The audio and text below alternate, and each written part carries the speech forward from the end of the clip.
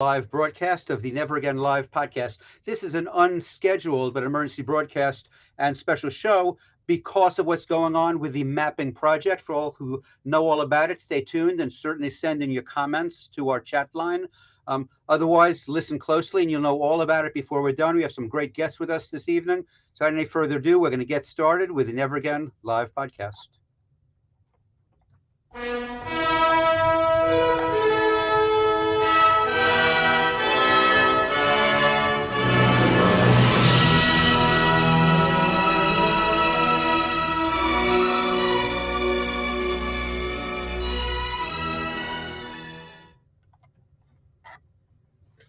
Getting everything tuned up out here from Toronto to New York to South Texas.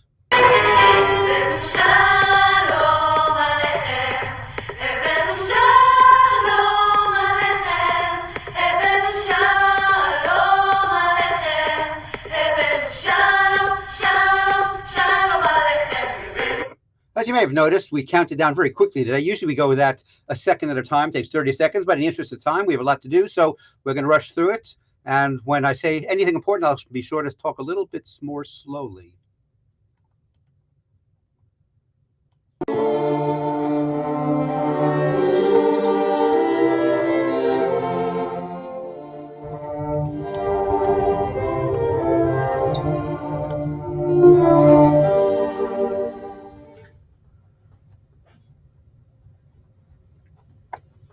So as we're calling it, this mapping project is an anti-Semitic consortium of cowards. We'll learn more about that a little bit later in our program.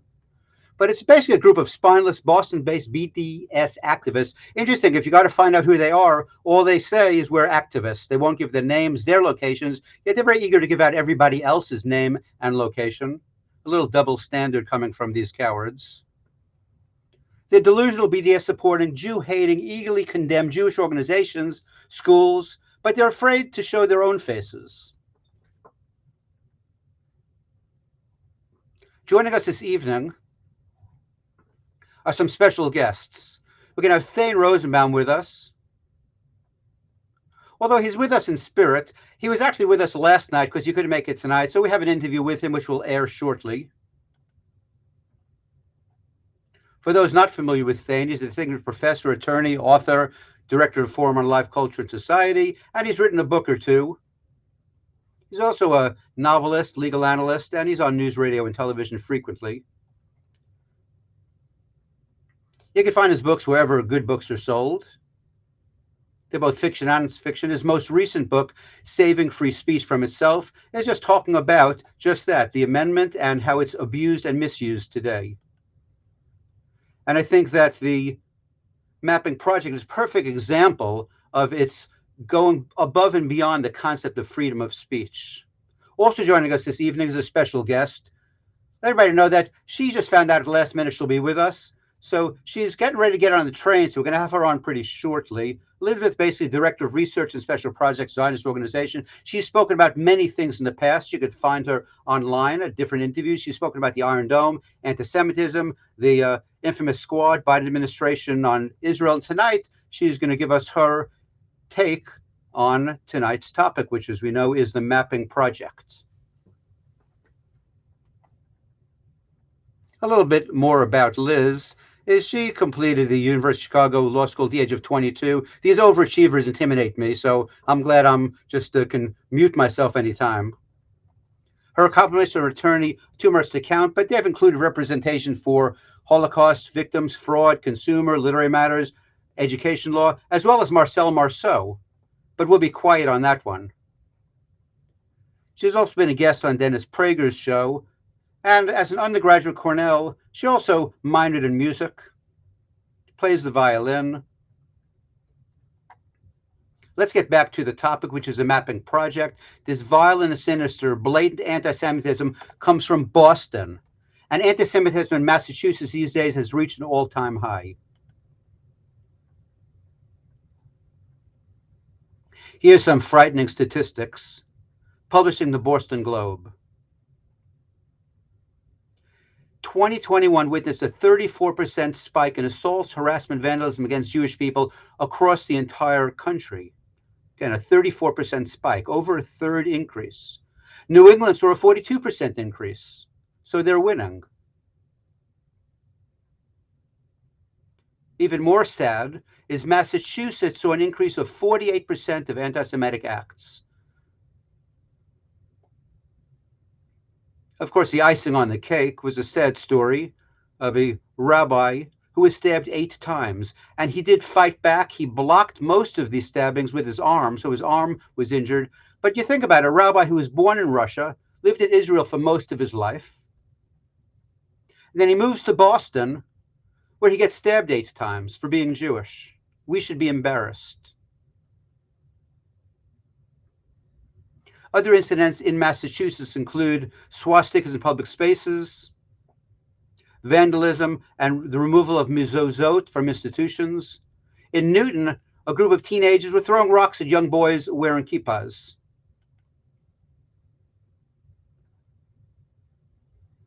Then there's some athletic teams. In Duxbury, the football coach was using Holocaust terms and anti-Semitic jargon in order to root for his team. And in Danvers, a hockey player is using anti-Semitic language as well.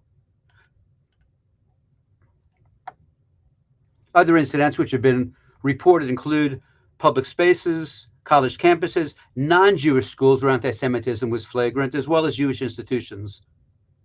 The mapping project is a specific targeting of Jewish organizations where these delusional BDS-supporting Jew haters are encouraging violence against organizations, schools, newspapers, synagogues. And it is frightening.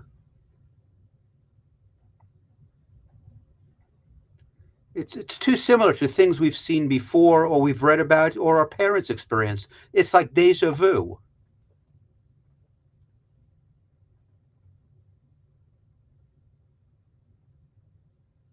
And it seems to never end.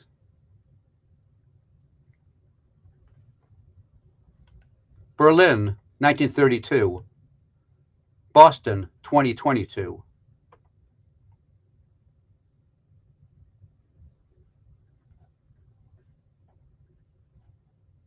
There's something called the Mapping Project. It's an online effort by a Boston area pro-Palestinian group aligned to the Boycott, Divest, and Sanction, or BDS movement, that provides the exact locations and names of staff members of Jewish organizations and institutions throughout Massachusetts. Now, the group says that it provides local institutional support for the colonization of Palestine, also links these Jewish groups to other domestic anti-progressive causes in the U.S. But the map casts a wide net. It includes not only Jewish political and social organizations such as AIPAC and ADL, but even Jewish schools, arts clubs, synagogues, and philanthropic groups. Now, local communal leaders in the Boston area say the initiative is nothing less than an effort to catalog and intimidate Boston's Jewish community. And among those criticizing are 4 Democratic members of Congress who have now condemned the mapping project, with even the Representative Ayanna Pressley, who is seen as a leading House progressive, stating, quote, "It is unacceptable to target or make vulnerable Jewish institutions or organizations, full stop." Well, joining us in studio is attorney and CEO of the International Legal Forum, Arsen Ostrovsky. Arsen, I can't remember another time likely where you and Representative Pressley would be on the same side of an Israel-related issue. You've been speaking out on it too. In one of your tweets, you wrote, "BDS Boston is mapping out synagogues and Jewish-owned businesses, properties, and institutions as targets for incitement to racial hatred and violence. In other words, laying the groundwork for Kristallnacht 2.0. Very strong words. How do you, in a sense, justify that? Look, I stand by those words 100%. I mean, what we've seen is just absolutely jarring, which is just reminiscent of some of the darkest days in history and really millennia-old stereotypes and anti-Semitic tropes against the Jewish people. We've seen mapping done against our people before. We know how it ends. It does not end pretty. It incites violence, it incites racial hatred against Jews as individuals, against Jewish communities, Jewish institutions. You mentioned also synagogues and schools as well. I think what this really does underscore at the end of the day is that the BDS as a movement is rooted to the core in Jew hatred. Right. Let me ask you, as a lawyer, obviously in the United States, especially where freedom of speech is such as an absolute right, the authorities are unlikely to get involved, even though we've heard government figures speak out against it. Is there anything legally that could be done, even in a civil way, to suggest that they may be putting or inciting against these Jewish organizations and individuals, we should say? Potentially, yes. I mean, even free speech is not an absolute right. When such speech has a real direct impact and potential incitement to violence, yes, that can be a problem. And yes, legal action can be taken in that regard, including with the police, including with the legal authorities, in order to stop this kind of rhetoric, in order to take potentially criminal and or civil proceedings against groups like the BDS that promote this kind of rhetoric, this kind of pervasive rhetoric, and also those who support this organization promoting such tropes and incitement against Jewish community.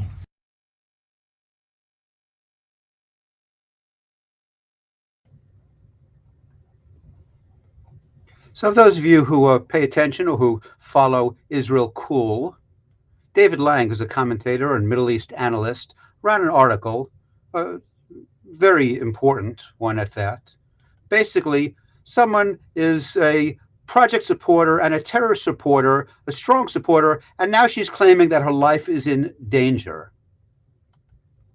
So who is this poster child, this spokesperson for BDS? Is Calla Walsh from the Boston area. She has a couple of Facebook pages. She has Instagram pages. She has another Instagram page and Twitter page called Exile from the Future, where she boasts a hammer and sickle as her little trademark there. She also is very honorable towards Castro, towards other communist regimes. And again, she's complaining because she's nothing more than a poor teenager being picked on. Absurd.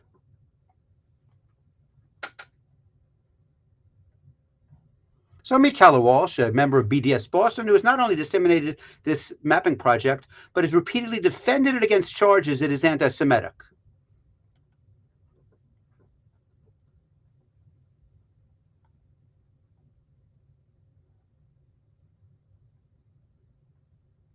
She also calls herself a writer and anti-imperialist organizer.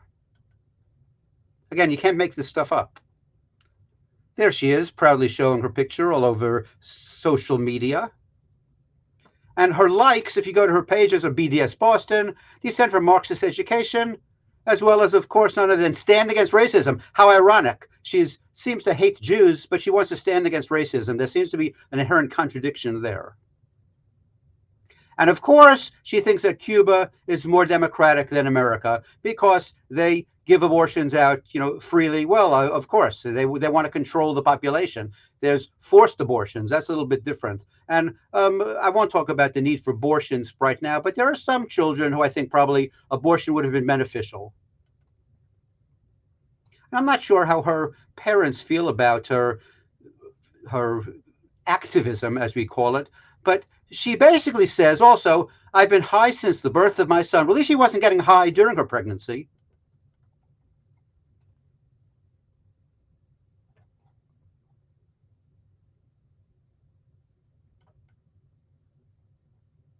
Speaking of parents, this is her father. Her father, Chris Walsh, Associate Director of College of Arts and Sciences, writing at Boston University. He has a book out, which apparently did quite well, interesting, called Cowardice. In the review, if you read about the book that this father of this activist wrote, a question proposed is, when terrorists are called cowards, does it mean the same thing as when the term is applied to soldiers? I mean, is that a rhetorical question, or do we really need to answer that?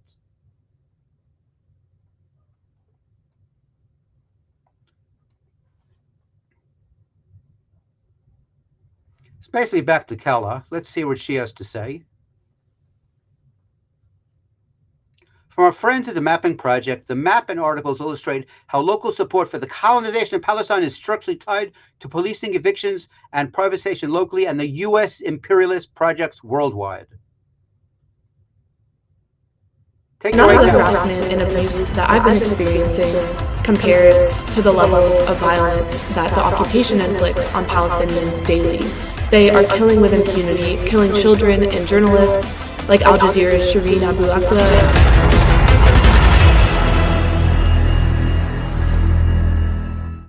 No surprise that Al Jazeera loves her. And now she comes out and says that because of death threats from Vinus, she's getting a week of paid time off from work. Well, that's nice to give her the time off. And she doesn't feel safe at work anymore because of us Zionists. Well, I get, you have to be aware that there are ramifications and consequences of behavior.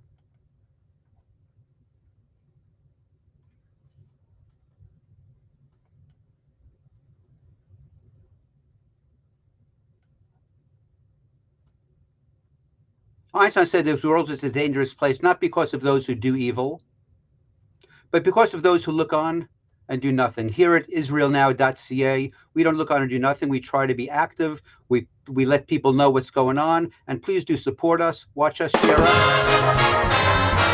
And here's Mayor. Take it away.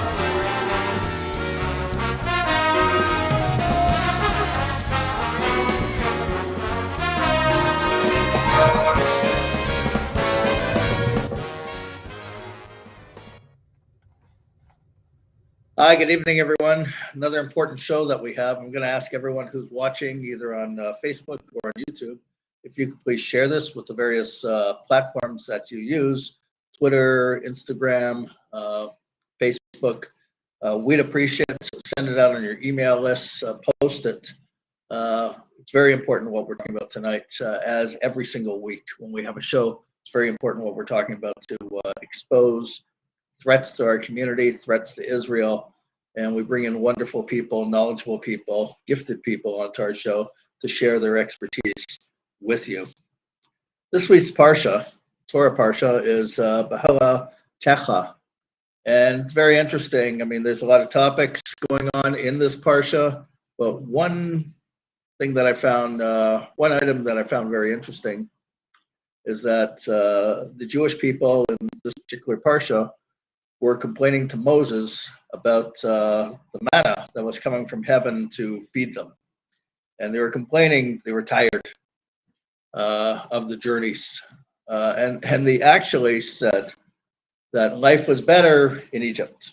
Life was better in Egypt, and we remember the onions, and we remember the cucumbers, and we remember this, and we remember that. And you could fill in the blanks and put that argument to any period of Jewish history. We remember how wonderful it was in the Ukraine, the Cossacks, and everything that we have gone through, culminating with the Holocaust and the Crusades, everything. You get tired and you lose sight. And that's a problem. And one of our missions here with Israel Now is to get Jews to focus on what's important, on the direction, on Jewish destiny. Today, history was made.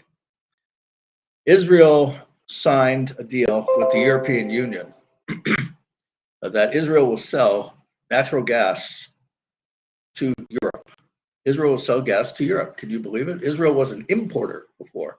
Now Israel is becoming an exporter, and there's more fields being explored by Israel in the Mediterranean, and Israel's on the verge becoming a superpower in the Middle East. Not only does this involve gas from Israel, but because, in the words of the representative from the European Union today and yesterday at news conferences, saying that because of the Russia-Ukraine war, Russia is blocking the transport of grain and other materials, vital materials for food, from the Ukraine through the Black Sea to enter into Europe. So they're calling on Israel to provide Europe with the necessary technology for food, to feed Europe. What we're witnessing today is the emergence of the return of Joseph. Remember how Joseph, he was sold into slavery by his brothers, and he emerged as the second most powerful person in Egypt. He saved from collapse, and with his knowledge, he restored the economy, and Egypt became like a superpower at the time. Israel is emerging. The state of Israel today is emerging as the savior of Europe. It's unbelievable. I don't want to minimize the threats of anti-Semitism. They are extremely serious, and I'm on record leading protests, leading all kinds of demonstrations against anti-Semitic groups from the left and from the right. And I will continue. There's no question about that. But we got to keep our eye on the ball.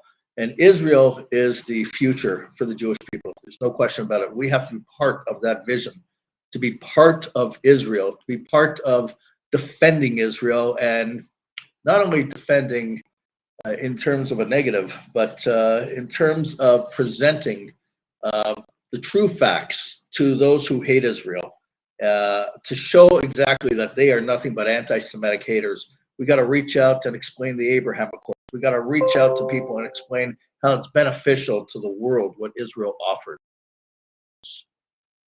We stand up strong. Also, when you're going to counter the BDS, now I was in Israel for a period of time, and I came back because I had to attend a funeral, so I'm here for a certain period of time, and I'm going to make my time very useful while I'm here back in Toronto.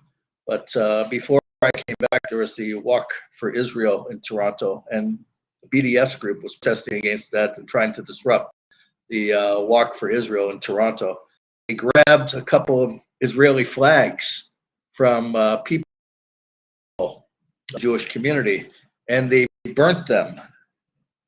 What you have to do, that's a criminal offense to do that. You have to get the property back, stolen property, retrieve it, and you have to put the person who stole it, that committed the crime, under a citizen's arrest. The police are not going to enforce the law.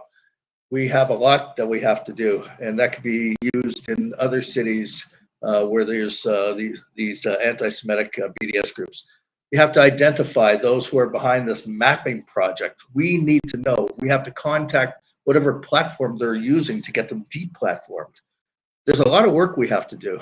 Now, we're joined with a guest from the ZOA,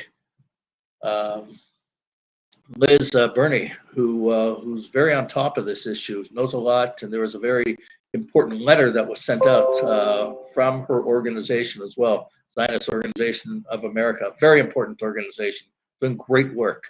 Want to invite Liz on the show. She's at a train station right now, so we caught her. There's a little bit of time she has before the train arrives. I want to thank you for joining us, Liz. How are you doing? Thank you. Thank you so much for having me. And wonderful to see you, and thank you for the great introductions. Liz, Doing well. fill us in on the mapping project, the latest anti-Semitic endeavor, if you call it that. Okay. Look, I'd like to just make one comment to something that Dr. B made first about the rabbi who was stabbed 8 times, because I'm friendly with his brother. And it actually was even a worse situation. Fortunately, he's a black belt in karate or in martial arts. But this happened in front of a Jewish camp, and we believe that the terrorist was trying to get into the Jewish camp. So the rabbi actually saved the children there. And this gives you an idea of how these the terrorists in Boston are really going after vulnerable children. It's quite frightening.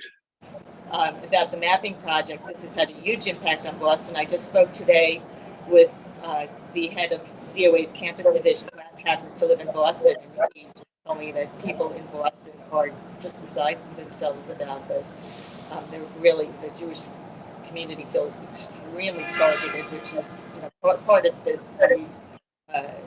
purpose of this letter. I wanted to say the whole mapping project. I wanted to speak for a minute about our letter, because I hope that people will go on to the ZOA website to read it. I, together with my colleagues, Susan Tuckman at ZOA, who's the head of our Center for Law and Justice, and of course Morton Klein, who's our national president, we're so concerned about this that we wrote a 9-page letter, complete with illustrations, to the Attorney General of the United States and the FBI Director, Christopher Wray, demanding, urging them to investigate the mapping project, to monitor them, and to take strong action against them, to shut this down and stop them from what they're threatening, which is to disrupt all sorts of Jewish organizations and other organizations that they believe are affiliated with Jewish organizations. The letter really into great detail. I actually did. I went through the entire list of organizations that they say are complicit in Zionist harm, and the letter gives you a very good idea of the types of organizations that are being targeted. If I may, I'd like to read those to you, to your readers, because I think this is really quite eye-opening. They have a Jewish high school, Jewish Teen Foundation of Greater Boston, the Jewish Arts Collaborative, the Synagogue Council of Massachusetts, and that includes synagogues throughout the entire Commonwealth of Massachusetts, across the entire Jewish religious spectrum, the Combined Jewish Philanthropies, and they also have, if you click on the page, they also have 102 identified Jewish charities, which it contributes to. So this, it ends up that hundreds of organizations are being targeted. And then there are 9 philanthropic foundations funded by Jewish families, and these are philanthropic foundations which contribute to both non-Jewish and Jewish causes across the spectrum. Some of them contribute to fairly left-wing Jewish causes or left-wing causes, but they're still in the crosshairs because the funders of these organizations are Jewish. The Boston Jewish Community Relations Council, the JCRC, and its 39 member organizations. They list the organizations. They also list the staff members. There's a Jewish Muslim friendship and peace organizations. Jewish environmental groups, Jewish groups providing medical care, such as Hadassah, and even Jewish groups that engage in anti-Israel campaigns that stop short of openly calling for Israel's destruction, such as campaigns to promote anti-Israel UN resolutions. Even those groups, because they're Jewish, even though they are quite hostile to Israel and other Jews, are included on this list, which is quite eye-opening. And this is just undeniably rank anti-Semitism. In addition, they are targeting universities throughout the Boston area that do any of the following connected to Jewish life: host Hillel programs, have identified Jewish professors, have Jewish student associations, such as the Harvard Business School Jewish Students Association, have alumni living in Israel, have fellowships sponsored by Jewish organizations, even if these are not related to anything Jewish, have an Israel club or an exchange program, have a Jewish learning program or a Jewish Christian learning program, such as Boston University's Eli Wiesel Center for Judaic Studies, Shadows of the Holocaust here, and the Boston College's Jewish Christian Learning Center. And then it goes even further than that. They also targeted, listen to this one, Harvard Medical School, because an identified Jewish family foundation, which gave Harvard Medical School $200 million, also contributed some smaller amounts to Jewish groups.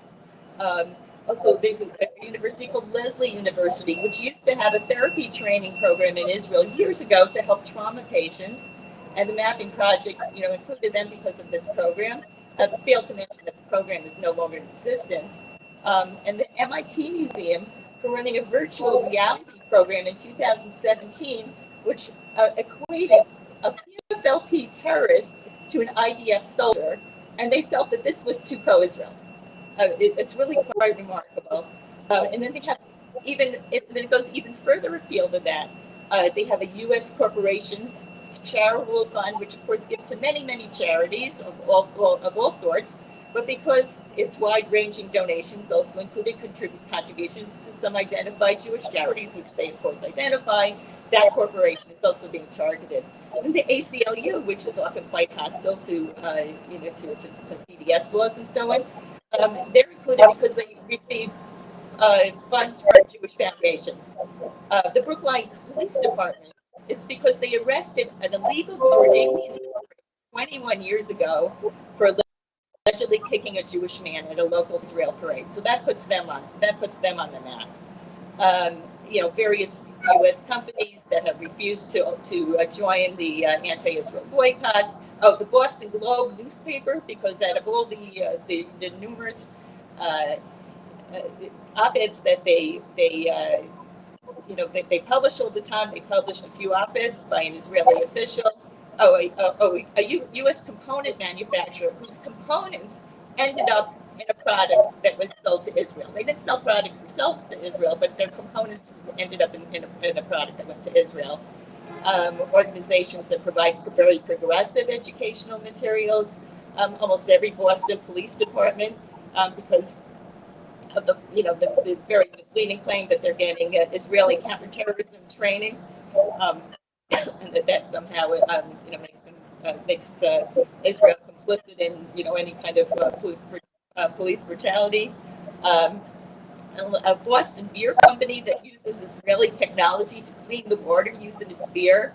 And a U.S. software company who's Jewish CEO, has a Jewish CEO, because he also is the co-chair of an unrelated charity. So this is just mind-boggling. The people who are are being targeted by this group, and they've specifically said that they're targeting the people for dismantlement and disruption. And this is not just going on in Boston. And one of the things we pointed out in the letter, that there are groups that are doing this in other parts of the country, such as Within Our Lifetime. They have a map in New York City of Jewish targets. They've specifically made comments about targeting Jews, and some of them are pretty frightening. One of them, by the head of Within Our Lifetime, Nadine Kiswani, was so every single Jewish organization is a legitimate target. And then there's the globalized. They also have a globalized the Intifada, and as you know, the Intifada was the terror wars in which our terrorists murdered or maimed about approximately 10,000 Jews, and they're calling for globalizing that, bringing Intifada, the murdering and maiming of Jewish people, to the United States and throughout the globe. And this is one of their projects. And let me just read you some of what Nadine Kiswani told people. Said the most. They were burning a flag, I believe, in front of you mentioned the flag, burning an Israeli flag in front of Rockefeller Center. She told people, and there's a film of this, the most notorious Zionists in this country, they're right here in our city. We marched today, we took over the streets, and we visited multiple Zionist settler foundations, meaning Jewish organizations, multiple. We let them know we know where they're at. We know where they work. We're going to find out about where they're to, and we're going to go after them. This is the kind of thing that's going on, and it's frightening. And there's several other organizations like this that are operating. Decolonize This Place is also involved in this. This is another group. You were wondering also. One of the things I wanted to comment on, which is not in this letter, because I'm also, like you are, very curious as to who is behind this anonymous BDS group. While I was going through a lot of the website, I noticed a number of references to the American Friends Service Committee investigates. That's the Quakers, and the American Friends Service Committee has been virulently involved. And apparently, some of this is based on so-called investigation and targeting efforts by the AFCS. And I think that's one avenue that we may wish to look into. And it's, it kind of jumped out at me when I was, going through page after page of this, horrendous website. They're listed as a registered charity in the States, are they not? I'm sorry? The Quakers, they're a registered charity. I believe they are, sure. I believe so. Yeah, I mean, if they're generally involved with this, probably in violation of charitable status. But I think they've been involved in these so-called investigations of Jews, who to target. That may have been going on for what, I don't know how long their investigative program is, but some of this is based on that. The groups feed off each other. And one of the other things that we noticed is that other groups like the Palestinian Youth something is retweeting the map project and saying, well, we all should use this as an example of how we have to go after the anti-Zionists, and then other groups are retweeting that, so this is spreading beyond the map project itself as an example of how to go after Jews. Exactly, like I've noticed, for instance, the Samadon organization that the government of Israel has listed Samadon as a front, the PFLP, so actually a bona fide terrorist organization, and they are not only retweeting, but they are writing about it and encouraging the mapping project together with other BDS groups. So, yeah. And I also wanted to mention to people, please contact us at ZOA if you need help, because we would like to do more. We went to the top first, but we are also considering going to more local law enforcement. About this is really serious. This is not something that that the Jewish community can afford to play around about. I mean, this is something that we have to make every effort to stem, because this is the most really serious targeting of Jews. I believe it was Moulton, one of the congressmen from Massachusetts, said that this is an enemies list with a map attached to it. An anti-Semitic enemies list with a map attached to it. I have noticed it seems like the latest surge of this anti-Semitism, of the BDS really going after on the streets, targeting Jews, Jewish organizations, the violence that's together with that, seems to have intensified after the signing of the Abraham Accords. And it seems any success with Israel, that they become, that there's more violence from these groups.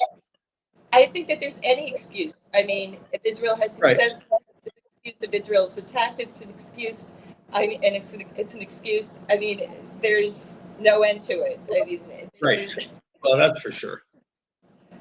That's for sure. And I think I mentioned right now you can find the letter on. I think it's really worthwhile for people to see the letter because it's a lot of work went into it. If they want a fuller picture of this, and it's right now on the most downloaded letters on the ZOA.org website over on the right. Right. We're going to include a link to it. We're going to include a link, and we'll send it out. Also, we'll forward it on our email list as well, so people see it and really get involved. I read something. The Anti-Defamation League is hoping to deplatform the mapping project. Well, we'll see. Anyways, I mean, we're working in that angle also. Right. Yeah, it's another possibility. This also reminds me. I represented the U.S. in the Combating European Anti-Semitism conference a couple of years ago. I think it was December 2018, and I remember we had to keep the location of the conference was kept top secret. People were so scared even to let them know that people were meeting to discuss anti-Semitism. I thought that in itself said it all. That people are afraid of even, that level of that they had that level of fear. Right. We haven't reached that level of fear here, but this is heading that way, and we have to be very proactive now. It's like another tactic that they're doing when they find like a young girl, this Caitlin Walsh. The BDS was using a similar person in Toronto, operating some kind of seemed like a restaurant. Really wasn't. It was a base for the BDS, and seems like they put this. The BDS, it's based in Ramallah. And it's part of the PLO. The PLO and Hamas and PFLP are in their base. Right. Yeah. I mean. So they want to put some Western base out there to say, no, we're sweet and innocent, and really we want good things. We want the state of Israel destroyed and all the Jews murdered. That's a good thing to them.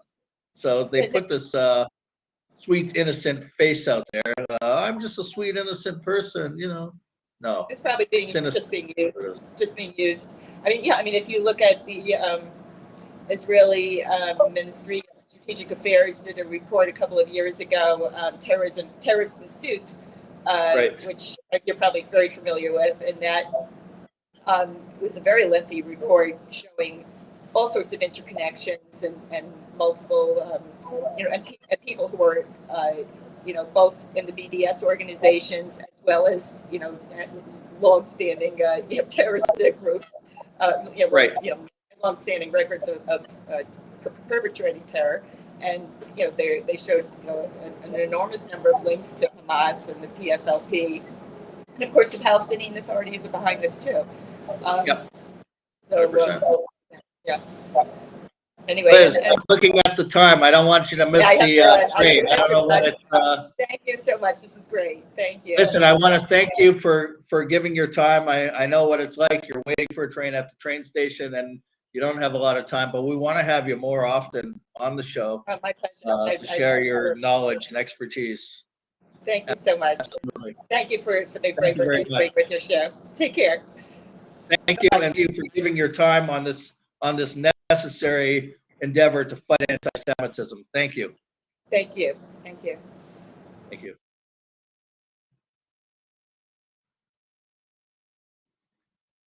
Doctor from Texas interviewed last night. We wanted to have Thane on the show, but he's very busy as well. So we were able to get an interview with him last night on this topic.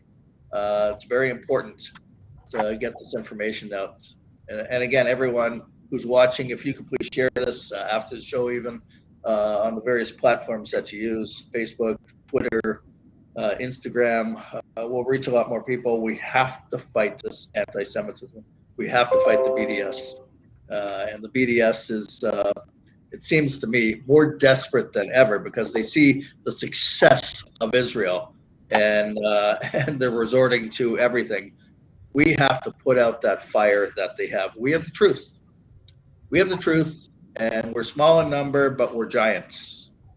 One point about that giants, I'd like to say that signing the energy deals and the food technology deals today in Egypt, representing Israel, was the Minister of Energy. She's on a wheelchair, and she looks very small and mild speaking and everything delicate. But she signed a giant of a deal today, and Israel's emerging as a superpower in the Middle East. And the trajectory for Israel is unbelievable. It's an unbelievable future. There are challenges that we have that Israel has, no question about it. But small person, small woman from Israel, Minister of Energy, signs this giant of a deal and takes a giant step for the state of Israel. And that's how we are. We're small people, but we have enormous talent, enormous brain power, and we have the truth. We have the Torah, after all. We have the Torah, we have the truth, and we're helping the world more than anyone else. Do we have that interview? We do. I want to bring up one quick picture of Kayla Walsh, which I thought, if I can get it on the screen, I think that it's worth showing. Mm-hmm. So what's interesting, again, before I even show it, is the wide-reaching list of people who have been condemned. One of them, remember, is Elizabeth Warren, correct? Yes. Okay, so then let's find this, go to there. So here is a nice picture of Miss Walsh, the spokesperson, with Elizabeth Warren. So explain that to me. She hangs around, she admires her, Elizabeth Warren, who is certainly not a big Zionist in any fashion. And yet Ms. Walsh, who condemns Elizabeth Warren earlier in her time when she was already a member of BDS. This isn't 20 years ago, it's a couple of years ago. So let me bring on Thane's interview, okay? Okay. So basically, I got the opportunity to talk with Thane yesterday evening. And what we like to say in our home seat here when we're talking about Thane is, while the whole world is going in Thane we trust. So, Mayor, I'm going to take us off the screen. We're going to let Thane talk for a little bit, and I'll put you back on.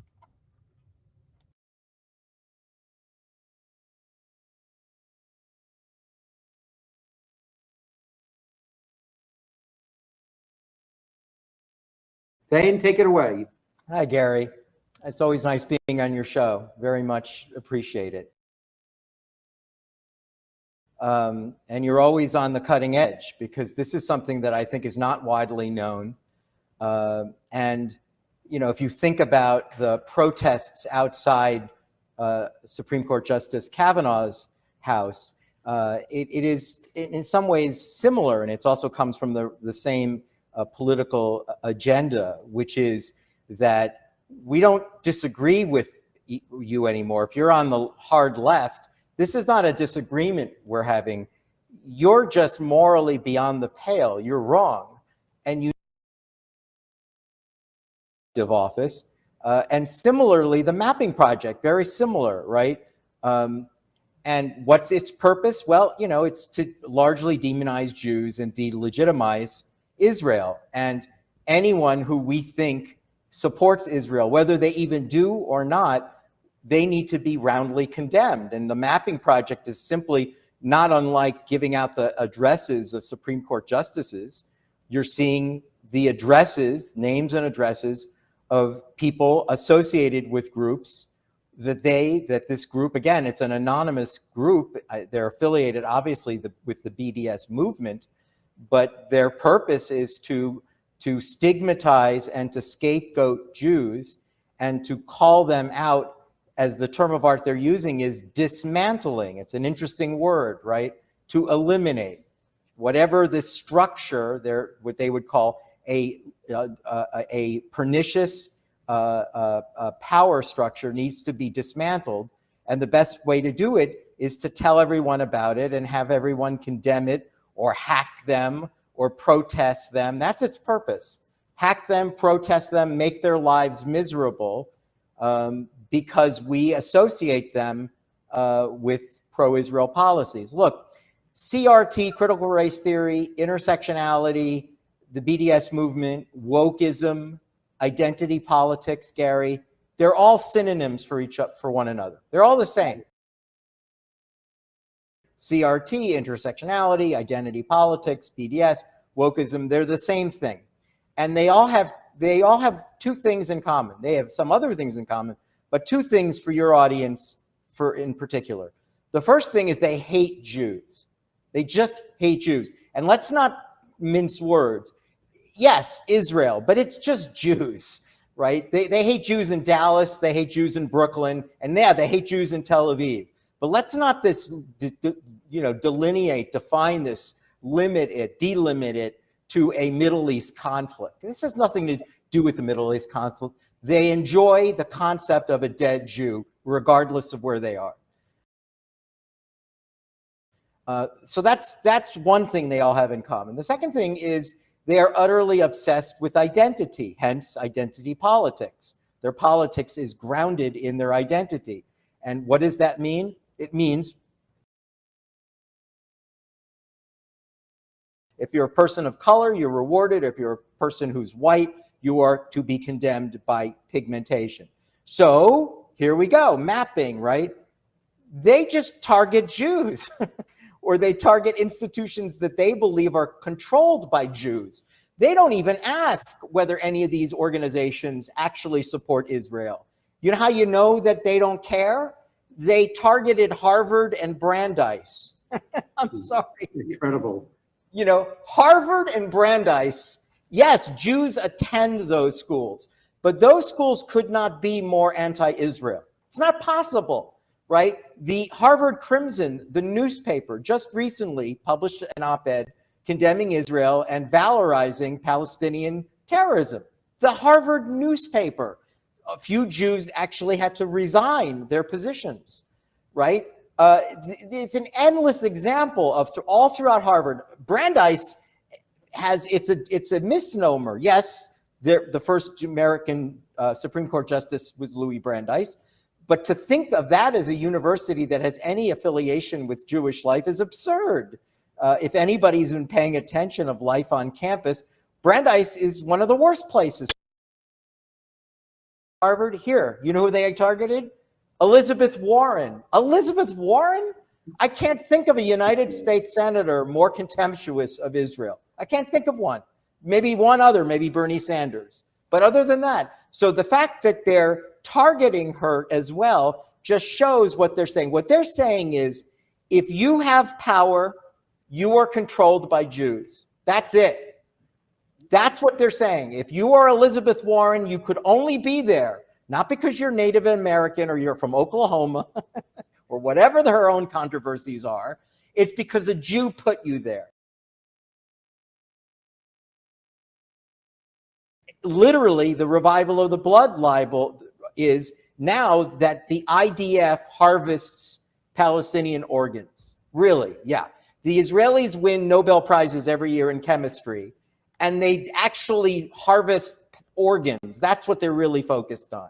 It's absurd, right? But it's a blood libel. It goes back to the idea of Jews killing Christian children and using their blood to make matzah. What's the new version of it? The IDF killing Palestinians and stealing their organs. It's absurd. There are faculty members with tenure at universities that lecture on this point. They should be thrown out of an institution of higher learning if that's what they're teaching their students. AIPAC instead of the Rothschilds, controlling the media, politicians in the pocket, pulling strings. And then, of course, you see in this, again, all about power. Where's the power? So you see in these mapping projects, they use the word, structural power, imperialism, racism, and they like to focus on the police. Why? Well, we learned during the George Floyd the trial associated with it, and what led essentially to Black Lives Matter, Israelis were blamed for teaching the American police tactics that ultimately subdue African Americans. It's absurd, right? That Israel is blamed for teaching police to put a knee on an African American's throat. Where did they get this nonsense? Not police, but special units of American police forces in major urban population centers are sent to Israel to learn counterterrorism techniques. They're not being taught. Believe me, the Chicago police, the New York police, they either know how to subdue someone who's resisting arrest or they don't. They don't need Jews to teach them that. But everyone can learn something from Israel when it comes to terrorism. The idea of forced evictions, another example of what's happening in the mapping project. What does that mean? If you're being evicted from your home for the non-payment of rent, it's a Jew's fault. Jews are the bankers behind that. Jews are the owners of your apartment. Oh, and guess what? In East Jerusalem, they evict Palestinians from their homes. You see, Jews evict people from their homes. So it's not very imaginative. It's not very creative. You have to be a moron to buy into this, or what normally have the perfect storm, a moron who hates Jews. This is like heroin to them, right? These are things that they can latch on to, very simplified, very simple to see. Jews disproportionately pulling strings on all the seats of power. So we put pressure on all the institutions that we believe. It's not just like rabbis. They went after, again, to me, when I saw they went after Brandeis, the wheels went off the bus.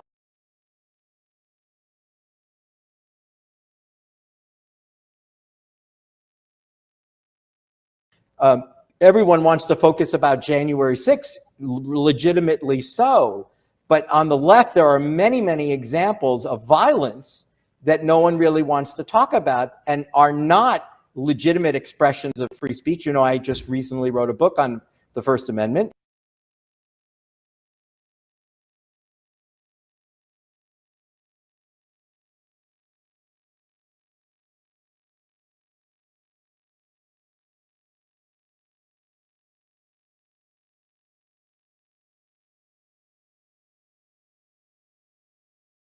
laws. So the mapping project is, you know, to me, you know, I'm not surprised by it, Gary. If you lived as long as I did in university life, you would think, how come this wasn't 10 years ago, 15 years ago? This is the same basic concept. How do we denounce, condemn, stigmatize, demonize, find you morally beyond the pale without any rebuttal? You are simply scapegoated. And it's, again, right out of the protocols of the Elders of Zion. It has a modern twist, right? I mean, the best example, since you're a physician, is the blood libel with the IDF organs, harvesting. To me, that's a perfect example of a modern twist, right? Or looking at bankers and saying, well, bankers are really just Jews lobbying on behalf of Israel and all about the Benjamin's baby. Or people being evicted from their homes, obviously, just like what happens to Palestinians in East Jerusalem. They found the right parallel. George Floyd was killed for resisting arrest. Well, Palestinians are killed by Israelis for doing nothing, just because they're innocent, loving Palestinians. Everyone knows this about Palestinians. They're just a lovely people, and they have no responsibility for violence, and they have no moral obligation for the situation that they have been finding themselves in since they basically created a movement around a nationhood that is a surprise to most people who, going back to Roman times, did not recognize the word Palestinian as Arab. Palestinian meant Jew. So this is a whole new vocabulary that's a post-World War II phenomenon. But if you go on a campus and you say what I just said, you're obviously a racist. But again, I'm called a racist 2 or 3 times a day. What's a day without being called a racist 2 or 3 times a day? For me, it's a slow day.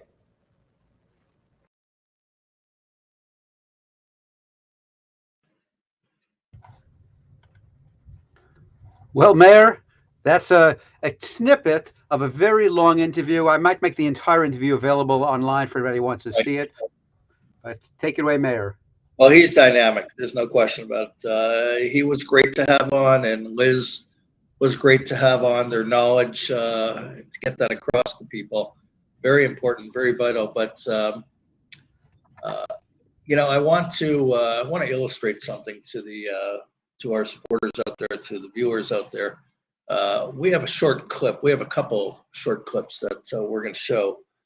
One is of Prime Minister of Israel, Naftali Bennett, before he was Prime Minister, where he was on a panel and they were talking about Israel. They were talking about the BDS. There was a representative of the BDS, I believe she's a lawyer from Canada, who was on and started gloating about the BDS. And Naftali Bennett answered her the right way. And bear in mind, put the context in right now, what we're going to show soon as well. The oil and the gas deals with Israel, the technology deals, what's going on with Israel. You'll see those videos in a moment. But first, listen carefully to what Naftali Bennett said. The BDS movement is not only growing, but will continue to grow and will eventually succeed. The Palestinians have spent the past 71 years victimizing themselves. They've fallen in love with it, so they bequeath it to their children, grandchildren, great-grandchildren. You know, the Jews had the worst tragedy in world history, the Shoah, but we didn't whine for 70 years. We built an amazing and remarkable country. Now you can go ahead and BDS us. You just won't be able to wake up in the morning because the chip is built in Intel in Israel, and on your way to work you'll get lost because of Waze, and the tomato you'll try and use is a cherry tomato invented in Israel. What did you bring to the world beyond suicide terrorists? What's your invention?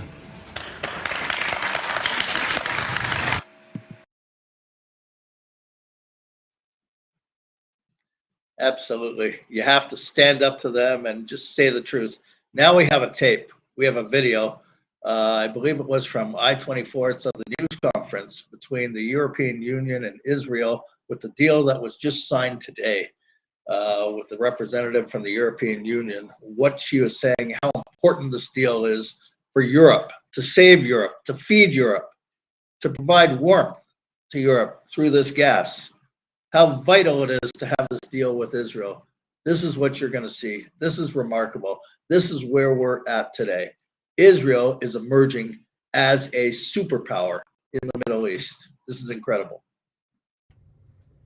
And just to add a little comment there, it's really, if you think about what this video is saying, it's basically saying that Israel, we need your help. The world is calling you. Please help us. So Yes. I'm very proud of this. And it is from Yes. I-24 News. We really appreciate I-24 News, by the way. If anybody happens to not be familiar with it, watch it. It has offices in Tel Aviv, in Paris, in New York, and Washington. And it's a great 24 news station, I-24 News. And here is I-24 News.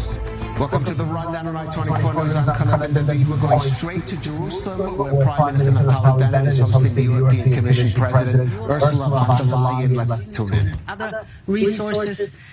Therefore, I'm very much looking forward to intensify the cooperation on that field. Second, we have the duty to help to protect the world from a major food crisis. You were mentioning it. The Kremlin's war and Russia's blockade of the Black Sea are threatening the global food security, especially in vulnerable regions like yours here. 20 million tons of grain are trapped in Ukraine and cannot be exported. So we're doing our part and our best to help to export it, to get the grain out of Ukraine, to boost our own production, to support neighbors in ramping up food production as well. But we have to look further to the mid and long term, and here Israel can play a tremendously important role, because you have a unique expertise in innovative, resource-efficient agriculture. I mean, I don't have to tell you that the founders of your country have made basically crops spring up from the driest of deserts. You made the desert bloom. And today, the world desperately needs these technologies to really have a shift what food supply and food dependency is concerned. Finally, the EU and Israel have both in common the interest in a secure and stable Middle East. And we see you as a crucial partner in pursuing this objective. I want to commend you on the normalization of your relations with some of your Arab neighbors, the Abraham Accord. This is a big step forward. And in time, it could, I hope, also help advance relations between Israel and the Palestinians.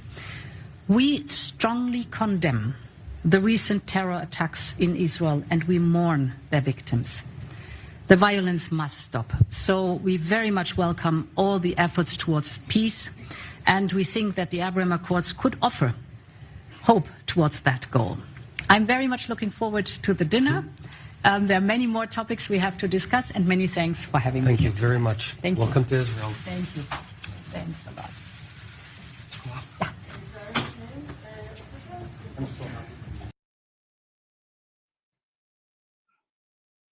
It's incredible.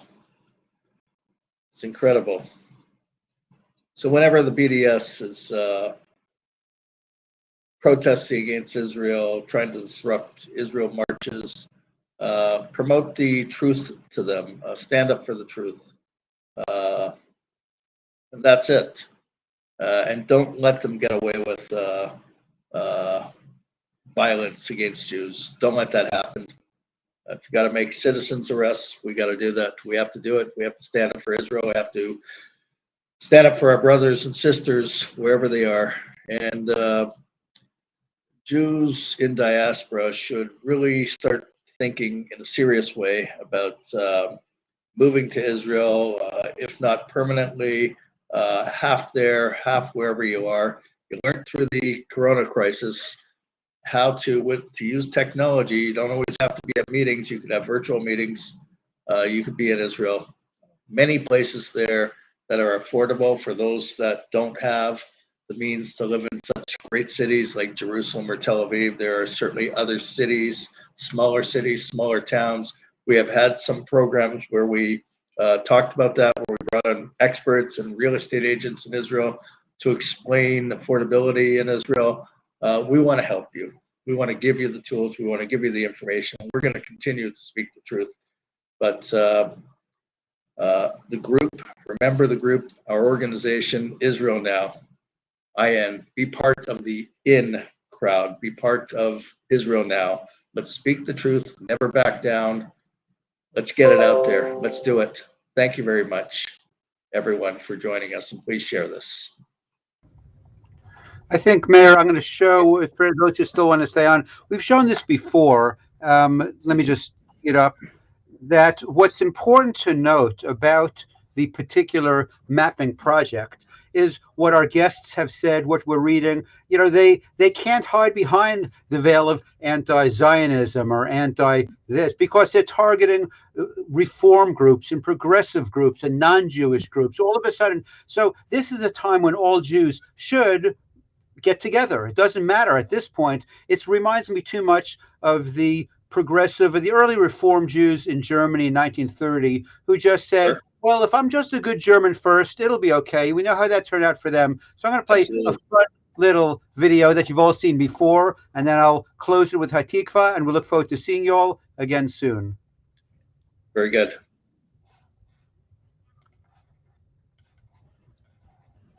I'm that always writing Jew, that footnote citing Jew, that academic Jew, scholar Jew, that thinking Jew, and let me tell you something Jew.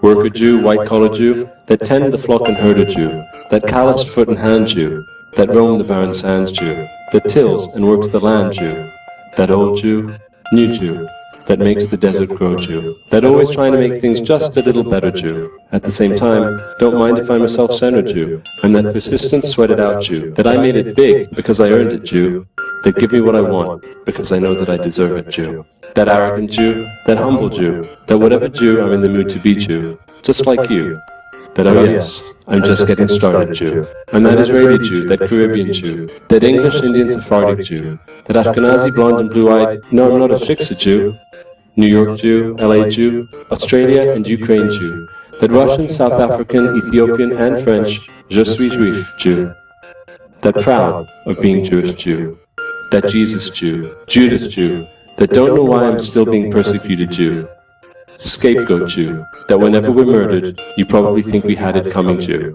but still, not afraid to wear my Star of David, I'm Israel Chai Jew. And that feeling the world has gone mad, and damn it, I want to get off Jew. That way too much horror in the news everywhere I turn Jew. That fed up with ISIS beheading Christians, knife-wielding, suicide-bombing lunatics Jew. That disgusted by Boko Haram, Boston Marathon, Lynn Cafe, Pakistani schoolchildren killers, and I've had enough of radical Islam to last me a lifetime Jew. That they're killing so many of their own, but somehow we're blamed for that too, Jew. That wake-up world, Jew. And that you don't want to hear this, but I don't give a damn what you think, Jew. That you're just going to have to deal with it, Jew. That bullied in high school, Jew, because I was rocking a yarmulke, Jew. That standing up to you, Jew. That took to the hand, Jew. And that Iron Dome cheering fan club, where were you when the missiles were raining down on Tel Aviv, Jew? That just shalom motherfuckered you off my Facebook page, Jew. That sick of your double standards, Jew. That UN today equals useless nations to me, Jew. That will fight it out if you have a problem with me, Jew. And yet, I'm that desperately wanting to live side by side in peace with you, Jew. That get to know me, and you'll see we're not so bad like they make us out to be, Jew. Bingo. I'm that who knew, Jew. I'm that needing to explain, Jew. That let's figure it out together, Jew. That questioning Jew. The never ever just one answer Jew. That contemplative Jew. That wild-haired genius Jew. That psychoanalytical and let me tell you something about you and your mother Jew. That never claimed to be perfect Jew. I'm that shelf-sagging with Nobel Prizes Jew. That brilliant scientist Jew. That astronaut Jew. That inventor of something that's part of your everyday life, but you don't even know it Jew. But I'm also that let's laugh it up Jew. That I'm on a boat and it's good to be the king Jew. Not that there's anything wrong with that, but I'm the new rules in your face, butt-kicking, sassy, sexy, smart Wonder Woman Jew. That Harvard actress, director, and Princess Leia's mother all rolled into one Jew. That fiddler on the roof, always performing, but damn, I'm gone too soon, Jew. And that lox and bagel noshing Jew. That falafel and hummus eating Jew. That couscous, schnitzel, latkes, and matzo ball soup Jew. And that only liberal democracy in the Middle East Jew. And that became a refugee when my ancestors were kicked out of Arab lands Jew. And that political Jew. That activist Jew. That gay Jew and female rabbi Jew. That eat a Big Mac, but I won't touch bacon Jew. That looking for the truth forever wandering Jew. that just want to get married under a chuppah and break a glass under my heel, Jew. And that Merry Christmas, Ramadan Kareem, have a good whatever you're celebrating, Jew. And that Hindu high-fiving, Sikh fist-bumping, Christian-loving, Muslim friend-having, Buddhist and Baha'i, I'd love to get to know you better, Jew. And that religious Jew, that secular-loving my heritage Jew, that brother-in-arms Jew, hero Jew, soldier-turned olive branch holding Jew, that put 3 bullets in my back, but you won't kill my dream, Jew, that yearning for peace, and I've never been to Israel, but I'll get there someday, because it's my homeland, Jew, that almost 6,000 years, and I'm still standing, Jew, that Hatikva singing with a tear in my eye, Jew, and that won't apologize for surviving, Jew, that fighting for my rights, Jew, that number 1 and number 6 million and every number in between, Jew, that learned from what happened to us in the Holocaust, Jew, that never, ever again, Jew. And that wish there were more of us, Jew, that creative Jew, business funk and folk Jew, that dancer Jew, painter Jew, that Taylor Baker wedding singer Jew, that neurotic Jew, part Jew, let love rule, and wannabe honorary Jew, and that lucky father Jew, that husband to a wonderful woman Jew, that son to loving parents who worked hard so I would be happy Jew, that grandson to those who suffered so we would just make it Jew, that thanks to them, I've got my whole life ahead of me Jew. And that everything's got a reason for being, and I'll keep looking for the answer, Jew. That writing this to all my Jewish brothers and sisters, Jew. And to those who aren't Jewish, but get this and show me love, I'm that writing this to you with utmost respect, Jew. I'm that believer that we're going to be okay because there's no other choice, Jew. That hang in there and keep your head up, Jew. That human dignity will prevail, and the world is made up of decent people, Jew. And that believer that the decent people will win in the end, Jew. Not a wishful thinking Jew, just true Jew. Well, Mayor, if you got a closing comment, and I'll put on Hatikva. No, I think we covered it all today, and yeah, Hatikva is very appropriate.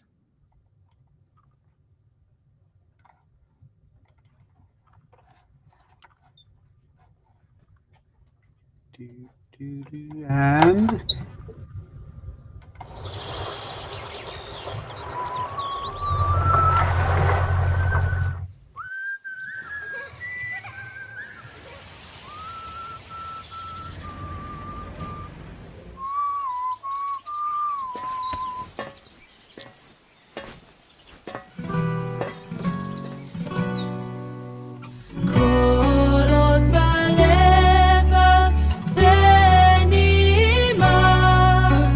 נפש יהודי הומייה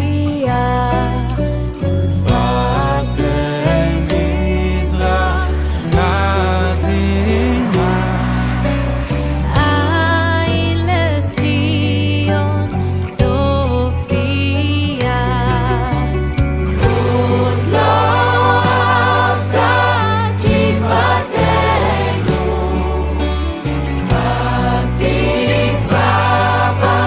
שנות 2000 להיות עם חופשי בארצנו ארץ ציון ירושלים להיות עם חופשי בארצנו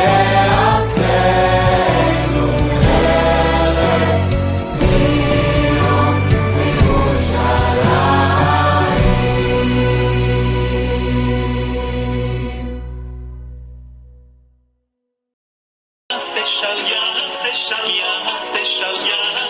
שלום עלינו ועל כל ישראל